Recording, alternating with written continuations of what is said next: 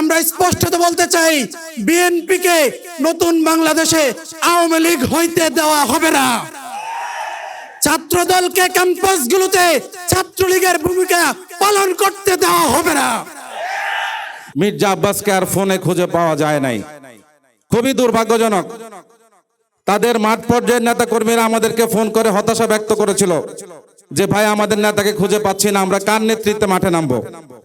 সেদিন তাদের নেতৃবৃন্দকে তারা একা রেখে সবাই আত্মগোপনে চলে যায়। ইসলামী ছাত্র শিবির বাংলাদেশের মানুষ স্বাধীনতা, সার্বভৌমত্ব, গণতন্ত্র রক্ষায় সেদিন একাই লড়াই করেছে। আমাদের মনসুর ভাই জীবন দিয়ে প্রমাণ করেছে ইসলামী ছাত্র শিবির বাংলাদেশের যে কোনো গণতান্ত্রিক কর্মসূচিতে জীবনের সবকিছু উজাড় করে দিয়ে ভূমিকা পালন করার জন্য একাই সক্ষম। সম্মানিত ভাইরা, সেদিন মির্জা আব্বাসদের গাদ্দারির কারণে বাংলাদেশ পরাজিত হয়েছিল। সেদিন মির্জা আব্বাসদের গাদ্দারির কারণে বেগম খালেদা জিয়া পরাজিত হয়েছে। সেদিন মির্জা আব্বাসদের গাদ্দারির কারণে আজকে 2024 সালে আমাদের 2000 ভাই বোনদেরকে আমাদেরকে হারাতে হয়েছে। যদি সেদিন সম্মিলিতভাবে আমরা আওয়ামী ফ্যাসিজমকে মোকাবেলা করতে সক্ষম হতাম, আমাদের এই ছোট ছোট ভাই বন্ধুদেরকে আমাদের হয়তো হারাতে হতো না। সংগ্রামী সাথী ও বন্ধুগণ, একটা কথা স্পষ্ট করে বলতে চাই, ইসলামী ছাত্র শিবির 1977 সাল থেকে প্রতিষ্ঠার লগ্নে বাংলাদেশের কারো দয়া দাক্ষিণ্য নিয়ে ইসলামী ছাত্র শিবির পরিচালিত হয় নাই। ইসলামী ছাত্র শিবির তার একক নেতৃত্বে, একক সক্ষমতায়, কোন ধরনের রাষ্ট্রীয় প্রটোকল ছাড়াই আজকের এই জায়গায় এসে উপস্থিত হয়েছে। এজন্য আমরা বলতে চাই, আজকে বিভিন্ন জায়গাতে খবর পাওয়া যাচ্ছে অমুক আসনে আওয়ামী ফ্যাসিস্টের 270 জন 80 জন করে বিএনপিতে জয়েন করছেন। এটা আমরা কোনোভাবেই স্বাভাবিকভাবে মনে করি না। যদি বিএনপি মনে করে আওয়ামী ফ্যাসিস্টদেরকে তাদের দলে ভিড়ানোর মাধ্যমে তারাও ফ্যাসিস্ট হয়ে উঠবেন, তাদের এই চিন্তা তাদের জন্য বুমেরাং হবে ইনশাআল্লাহ। আগামী দিনে ইসলামী ছাত্র শিবিরের মতো তাদের সবকিছু উজাড় করে দিয়ে বাংলাদেশের স্বাধীনতা, সার্বভৌমত্ব রক্ষায় ভূমিকা পালন করবে। এর পাশাপাশি বলতে চাই, আওয়ামী ফ্যাসিজমের আমলে সবচেয়ে বেশি নির্যাতন শিকার হয়েছিল ইসলামী ছাত্র শিবির। আপনারা জানেন 2010 সালে রাজশাহী বিশ্ববিদ্যালয়ে একজন ছাত্রের হত্যাকাণ্ডকে কেন্দ্র করে সারা বাংলাদেশে চিরুনি অভিযান পরিচালনা করা হয়েছিল। হত্যাকাণ্ড সংগঠিত হয়েছে রাজশাহীতে। ঢাকা মহানগরী উত্তরের একটি ম্যাচ থেকে 152 জন ছাত্রকে গ্রেফতার করে নিয়ে যাওয়া হয়েছিল। হত্যাকাণ্ড সংগঠিত হয়েছে রাজশাহী বিশ্ববিদ্যালয়ে ইসলামী ছাত্র শিবিরের ঢাকা মহানগরী উত্তরের তিতুমির কলেজের একটি ম্যাচ থেকে 79 জন সাধারণ ছাত্রকে আওয়ামী পুলিশ বাহিনী গ্রেফতার করে নিয়ে গিয়েছিল। ইসলামী ছাত্র শিবিরের উপর এমন কোন নির্যাতন না যা পরিচালনা করা হয় নাই। আমি এখন স্মরণ করছি আমাদের জয়পুরহাটের সাবেক জেলা সভাপতি এবং সেক্রেটারি আবুজর গিফারি ভাই এবং ওমর ফারুক ভাই ঢাকাতে একটি সাংগঠনিক কাজ করতে আসার পথে আব্দুল্লাহপুর থেকে তাদেরকে র‍্যাব তুলে নিয়ে যায়। নিয়ে যাওয়ার পর তাদেরকে 2-3 দিন গুম রাখার পর পায়ে গুলি করে ফেলে রেখে চলে গিয়েছিল। সে আবুজর গিফারি এবং ওমর ফারুক ভাই দুটি পা কেটে ফেলতে হয়েছে। আজকে তারা চিরদিনের জন্য পঙ্গু। সম্মানিত ভাইরা, এজন্য ইসলামী ছাত্র শিবিরকে এমন কোন নির্যাতন নাই যা করে নাই আওয়ামী ফ্যাসিজম। সেই নির্যাতন করে ইসলামী ছাত্র শিবিরকে দমাতে পারে নাই, আগামী দিনেও দমাতে পারবে না। সর্বশেষ কথা, শহীদ মনসুর আহমেদ ভাই ঢাকা মহানগরী ইসলামী ছাত্র শিবিরের সম্পদ নয়। শহীদ মনসুর আহমেদ ভাই সারা বাংলাদেশের সম্পদ। আজকের এই কর্মসূচি বৃহত্তর সংগঠনের পক্ষ থেকে বাস্তবায়ন করা উচিত ছিল। আজকের এই কর্মসূচি সরকারিভাবে উদযাপন করা দরকার ছিল। আজকের এই কর্মসূচি বাংলাদেশের প্রত্যেকটি রাজনৈতিক দল উদযাপন করা দরকার ছিল।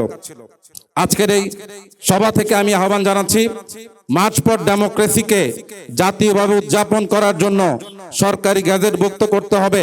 শহীদ মনসুর আহমেদ ভাইয়ের কাণ্ডের যে সকল হুকুমের আসামি, 1 নাম্বার খুনি শেখ হাসিনা, 2 নাম্বার সেই সময় তৎকালীন স্বরাষ্ট্রমন্ত্রী, পুলিশ প্রধান, র‍্যাব প্রধান এবং ছাত্রলীগের সিদ্দিকী নাজমুল আলম, সে প্রকাশ্যে ইসলামী ছাত্র শিবিরকে হত্যা করার নির্দেশ দিয়েছিল। এই কয়েকজনের বিরুদ্ধে দ্রুততম সময়ে চার্জশিট দাখিল করার জন্য আইন শৃঙ্খলা বাহিনীর কাছে উদাত্ত আহ্বান জানিয়ে আমি আমার কথা শেষ করছি।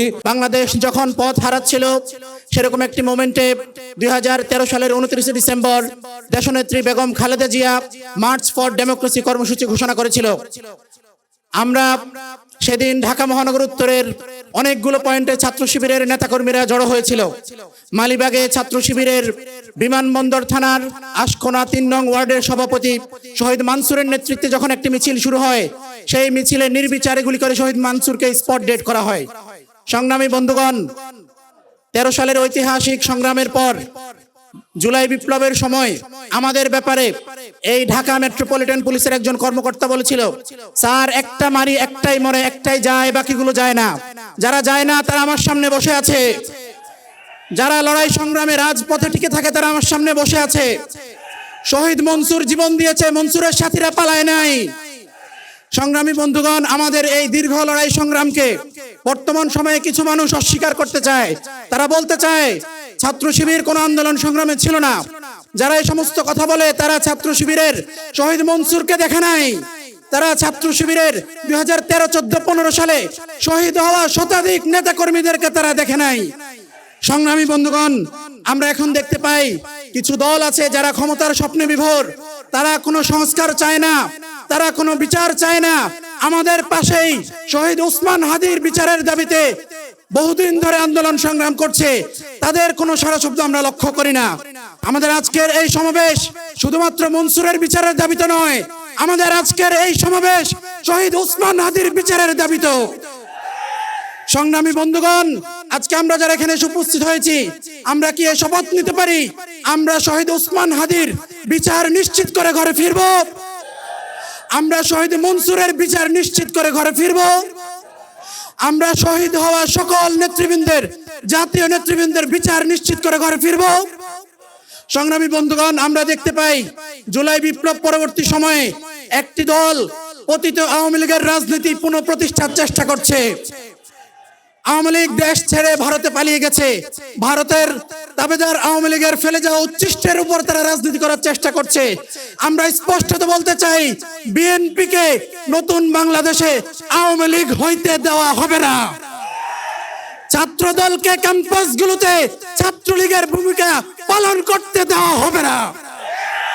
আমরা দেখতে পাই সারা দেশে আমাদের নারীদের উপর, ক্যাম্পাসগুলোতে আমাদের বড়দের উপর, ডাকসু সহ রাকসু, চাকসু, জাকসুতে যে সমস্ত নারী নেত্রীরা নির্বাচিত হয়েছেন, তাদের মধ্যে বেশিরভাগ নারী নেত্রীদেরকে তারা কুরুচিপূর্ণ, অশ্লীল, cyber bullying, harassment, slut shaming সহ এমন কোন হেন কার্যক্রম নাই যা তারা করছে না। নোয়াখালী সহ সারা দেশে আমাদের অসংখ্য মা এবং বোনদের উঠান বৈঠকে পর্যন্ত হামলা করা হচ্ছে। আমরা বলছি, নির্বাচন আমাদের কাছে গুরুত্বপূর্ণ, রাজনীতি আমাদের কাছে গুরুত্বপূর্ণ, তবে সবার আগে আমাদের মা এবং বোনেদের ইজ্জত এবং আব্রু আমাদের কাছে তার চাইতে বেশি গুরুত্বপূর্ণ। ক্যাম্পাসগুলোতে এবং সারা দেশে আমাদের মা এবং বোনেরা যদি নিরাপদে থাকতে না পারে, যারা তাদের নিরাপত্তা বিঘ্নিত করবে তাদেরকেও নিরাপদে থাকতে দেওয়া হবে না। শহীদ ওসমান হাদির খুনিদের উদ্দেশ্যে বলতে চাই, বাংলাদেশে আওয়ামী লীগ কখনো কোনোদিন কোন রাজনৈতিক দল ছিল না। এটা ছিল ভারতের তাবেদার একটি ভারতীয় দালাল গোষ্ঠী, যারা সবসময় বাংলাদেশের বিরুদ্ধে, ভারতের পক্ষে, ভারতের তাবেদারি করে, ভারতের দালালি করে বাংলাদেশের স্বাধীনতা, সার্বভৌমত্বকে টিকিয়ে রেখেছিল। আমরা স্পষ্টত বলতে চাই, শহীদ ওসমান চলে গেছে, তোমরা তাকিয়ে দেখো বর্তমান বাংলাদেশে শত শত হাজারো হাজারো লক্ষ কোটি হাদির জন্ম হয়েছে। শহীদ মনসুরের হত্যার মাধ্যমে যেভাবে ছাত্র শিবিরকে নির্মূল করা যায় নাই, শহীদ ওসমান হাদির শাহাদাতের মাধ্যমে আজাদির নেশায় পাগল এই জাতিকে থামিয়ে রাখা যাবে না।